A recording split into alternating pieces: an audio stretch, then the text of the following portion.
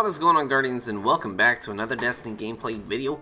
In this video I'm going to be talking about grind guns and the question of, is it really worth it to subject yourself to the grind in order to get your hands on the right rolled grind guns. Now I'm going to be talking primarily about the Eyasluna and the Longbow synthesis. These are the two most popular grind guns out there.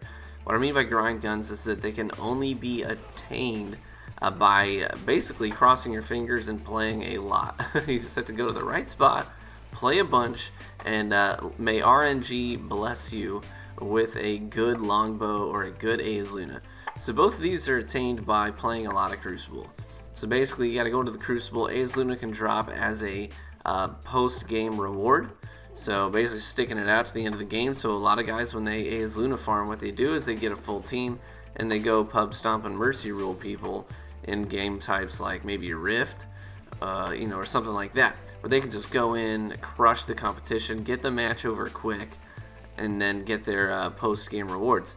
So I don't know the drop rate on them. I don't know if anyone has the actual number, but your chances of getting one aren't fantastic. I mean, you may get, if you're playing for 5 hours a day, you may get one drop. Okay, that's what we're talking about. I'm ballparking it. That's about my average. Usually when I get one to drop, it sucks. So I had one drop yesterday that I had my hopes really high on. When I saw it drop at the end of the reward screen, it only shows you the two main perks of the gun. It had rangefinder and it had grenadier, and I'm thinking, if this has rifle barreled, this is a god rolled Eyasluna. If this has rifle barrel, this is my go-to primary from now on. It didn't. It had oiled frame, so it was a rip. So that's the thing. I'll get to that later. The other one is the Longbow synthesis, right? And you get that one by turning in packages at Lord Shaxx when you rank up your Crucible rep. So basically, you play a lot, you pop a rep booster, you play a lot, you rank it up, you go pick it up. Unfortunately, they don't stack, which I think is one of the dumbest things in the world, that you can't go to Shaxx and after grinding out Crucible for 3 hours straight, and then maybe ranking up 2 or 3 times in the process, you can't just go pick up 3 packages. I mean, you have to take the time to load up the tower every time you rank up your package so you don't lose it, right? Because they don't stack, which is just downright dumb in my opinion. So anyways, so these guns, is it really worth the grind? Are they that good that you need to grind your butt off for them? My answer for the average player is no, it's not.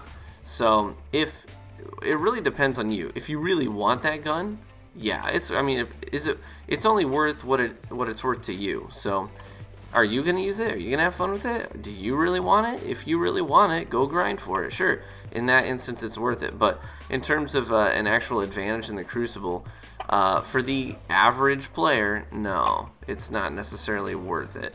You can get other guns that perform pretty similarly with much less effort, right?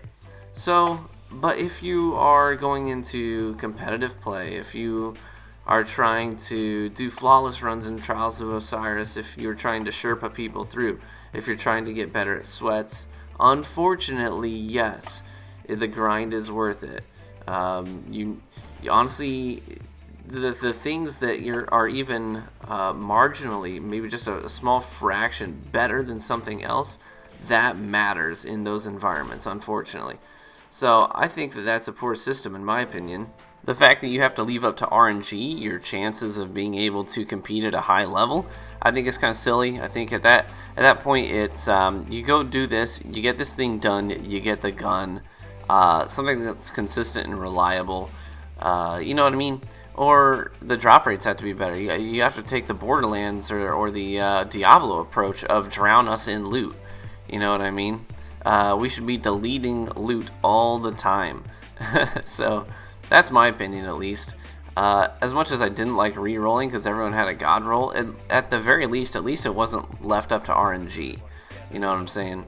So the Longbow, it feels good. It's got great handling speed. It's a little bit higher on the aim assist. It's not going to affect most of your engagements, but every now and then it is. So it's a really great gun. I still don't have a god roll on one. I have one that I can use on my Blade Dancer because I don't have quick draw. So I use it on the Blade Dancer to make up for that. But anyways, I've got some of these guns. I like them a lot. I think they are worth the grind if you're looking to compete. Otherwise, for the average player, it's not worth it unless you deem it worthy. So that's just my 2 cents. Hopefully that's helpful, guys. I'll catch you in the Crucible.